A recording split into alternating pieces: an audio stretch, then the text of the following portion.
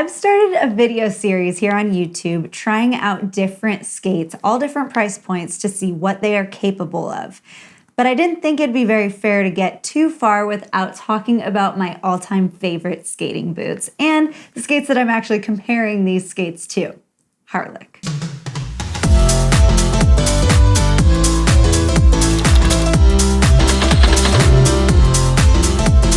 When you're skating, you should feel that your boot is an extension of your foot. It's not like you're actually wearing a pair of shoes. It's actually part of your foot and part of your body. Of course, the plate does help with that, but the boot is extremely important for your comfort and for your safety. So the main thing that I do love about Harlicks is that there's a whole lot of care and thought put into your boot. It's not just a bunch of boots that are made in a factory without the specific needs of a skater in mind. The incredible thing about Harlicks is it's a custom-made boot specifically for you. When I went to go to the factory to pick up my new blue skates, I actually saw how the skates are made and the machines making the skate with Jason's hands at work with it. And it was truly an incredible experience. So it's a fully custom skate. Fully custom boot. Yes, you do have to mount your separate plate after, but the actual boot, fully custom to you. So I asked Jason to sum up the process, which is a really difficult thing to do, but here's what he said. No, so the first step would be the tracing or the fitting process. Measure your feet, do the sitting and standing, get a circumference measurement, get a good visual, take notes as far as modifications to the fit, and all the options and colors and all that stuff. It's not just the design process that makes these boots so cool. It is very cool to be able to see a skate and know exactly who that skater is without even seeing their face. But one of the truly magical things is how the skate is formed to your foot. You have to make sure that the boot is going to fit you well before you even start to design it, because what's the point of a beautiful boot if it's not comfortable to skate in? I need to draw all of those details out of you, get a feel for your skating needs. And then I take all that information, I'll create a pattern or use a die to cut out all the components. It's truly amazing that there are so many skates that are made out of different materials now and that there are so many options, but Harlicks are made out of pure leather. And it is that leather that allows your skate to break down naturally. We build in these layers of internal support in the ankle area or throughout the body of the skate. And then as you gradually break them in and they crease through the ankle area, that's where you get your range of motion and the knee bending and everything just gradually breaks in, where let's say some of the other brands would potentially have, if they have reinforcement, it's maybe plastics or things like that that aren't so natural. And then when they do start to break down, they kind of break down like plastic, like credit cards almost, right? Yeah. So once it just goes. And so there's no like natural, what I call creep or breaking in tendencies. If you have different needs, if you want a stiffer boot, if you're doing a different type of skating, Jason will create your boot to whatever your need is, obviously within his means, and in a way that will only help you. He won't go so far to destroy the integrity of the boot if that is a design that you want. So any color you want, any sort of the leather that he has an entire leather portion of the factory that is just different leather colors and materials, and it's really, really amazing to see it in real life. I didn't even realize that was a dream of mine until I was getting very, very excited to go into the factory to see all of the different materials and machines with my own eyes. Was pretty incredible. I felt like I was seeing, well, I was literally seeing where my favorite things are created, and didn't realize that was missing in my life until it happened. Then it's time to glue and assemble the boot and then sew it together.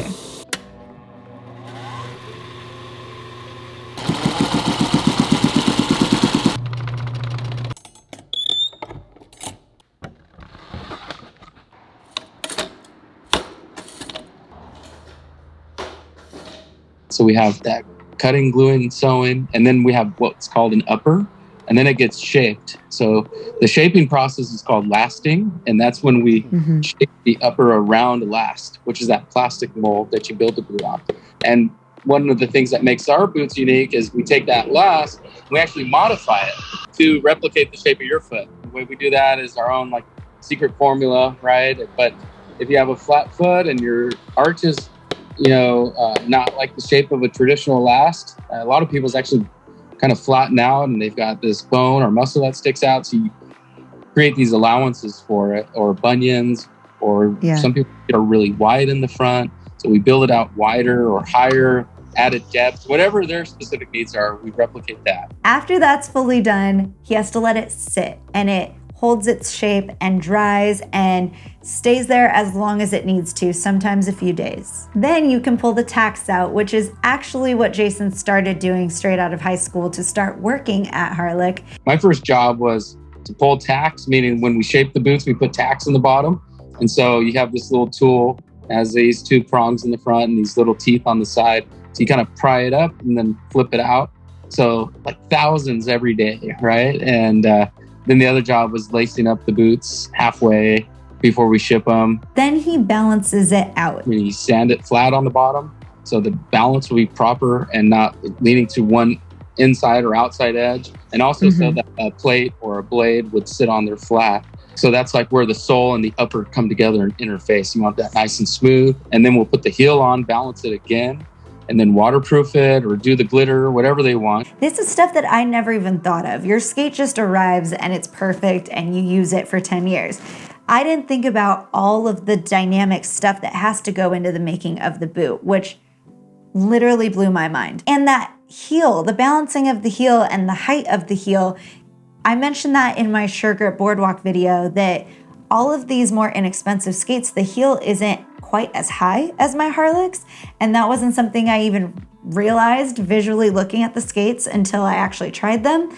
But my heel of my Harlick boot is quite high. And I asked him about that, about the different heights, what they do. And since I'm an artistic skater, my posture is built to be on that higher heel. So that is why it is built that way. Buying a Harlick skating boot is a process, and it is a really, really fun process until you have to wait for the boot to arrive, which is a painful process because you just want to put them on and you want to skate. But making these boots takes a lot of time. Yes, they are extremely pricey, but my boots have lasted about 10 years and they have helped keep me very, very safe. We do have to think about what we are doing to our bodies when we are skating. What we're doing now, is it going to be detrimental to us when we are 80 years old, or are we taking care of ourselves in the process? And your boot is very important in that. Growing up, I never, ever even thought about an ankle injury. And now, with a lot of people skating after 2020, it seems that ankle injuries are pretty popular, not in a good way. And that never even crossed my mind. And it's because my boot is structured in a way that protects my foot and protects my ankle. And if I talk about this in like a magical way, it is because I feel so strongly about this. I have loved my Harlicks since day one, and I still feel that sense of love when I put my skate on. And it could be a terrible day and you lace up your skate, and once you're finished lacing them up and you stand up, it's like, okay, I'm here, I'm fine. It's truly a magical experience. One of the questions that I get asked the most is, what do I need to be able to do in order to get to the level to buy Harlicks? And while I completely understand that question, I would probably be asking that same question. If you have the means to get Harlicks, do it. You won't regret it. And like I said, they last so long. One of the things that I believe Jason prides himself in the most is being able to not just make the skates, but fix the skates. So there are skaters that come in that are in their late 80s that his great-grandfather actually made their skate, and he is able to then fix it. So we joked around that when I'm 80, I'm gonna come in and say that, oh, your great-grandfather made my boots. It could happen, it very well could happen, but if you have the means to buy a Harlick skate, I would do it. It is a lot of money, but like I've said, you are ensuring that your ankle is going to be as safe as possible. You're not just getting a skate out of a box that was made in a factory. It's made with Jason's hands and these machines that they have been using since 1933. Let me give you a quick rundown of my Harlicks. So let me grab them. This was my very first pair. This is a stiffer boot because it's made for figures, so it's kind of hard to bend the top of it. But this does not have a toe stopper or anything because in figures, you don't need a toe stop and you need slippery wheels, so that's why I have my Giottos on. I wore these boots from, I think, like 9 or 10 years old to about 13 years old, and then my parents finally allowed me to quit competing in figures. Then we have my favorites, just because I wore these for so long. So these were initially a beige pebble calf, beautiful boot. Then I painted them a bunch of times, and because of that, you can see this big crease here. This is just the natural wear of bending in the skate. But because I sprayed them, it's like crackled the leather a little bit, so it's not in great condition. But you can like fold this fully down. That's when I knew I probably needed to get new skates. Plus inside even, you can tell I've just really, really worn them. But I truly love this boot so much. If people didn't tell me I needed to get a new boot, I probably never would have. I'd probably still be on these. But then we have my beige boot. So these were actually on the desk at the national championships. And at the national championships every year, I would actually see Jason's dad, Phil, and we would talk about my skates and how they were doing and what I was liking, what I was not liking. But this one specific year, I wasn't competing anymore. I was teaching, and I knew that my gold ones were kind of on their last leg, but I saw these and they were a used Harlick boot that had previously been mounted to an ice blade. So it was super discounted, and I saw it one of the first days, and then I was like, no, I don't really need it, because I was being stubborn because I still wanted to wear my gold ones. And then on the last day, they were still there. No one had bought them. And I was like, okay, that's a sign. They're meant for me. But this one is a suede boot, which I had never had a suede boot before. I really did like it, but it didn't wear in exactly the same as like the pebble calf or my new ones here. Although the new ones are holding up really well now that I'm looking at it. There's a small indent here of where I start to press, but these ones are pretty stiff. You obviously can't fold it over like my gold ones because they're not destroyed. But these I wore for a few years, and I still really, really like them. I kept my setup completely so I can wear them when I want.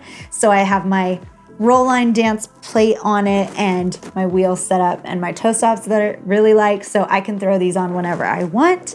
But then last year, Jason wanted me to go a little bit more bold with my skate, and originally I wanted another beige skate. I just wanted a pebble calf instead of the suede, but he told me that I should go a little bit more bold, and I decided to go with this blue because I really like this blue and it was close to like my website colors and everything. So I went with that, and then I wanted just a normal heel, and Jason said, come on, no, I want to do glitter. So it was a really good call on his part. He did a glitter heel and sole, so it sparkles in the sun when I'm skating. But again, I put a roll line dance plate on it and everything else that I love, and this has really become my favorite skate so far. It's a little bit higher than these ones, which I actually really, really like, but it's just a beautiful skate. Like, even if it wasn't on my foot, I think I'd put it up on like a display so that I could look at it all the time. Love it. So the waiting list for Harlicks is currently, I believe, about 6 months. So like Jason said, get your order in and you will not regret it. All right, the next video that I'm going to be putting out reviewing skates is not an expensive skate. It is going to be a very inexpensive skate, but one that I am truly loving. So please stay tuned, subscribe, like this, and I'll see you on the next one. Bye. I love them so much. It's like almost scary how much I love my skating boots.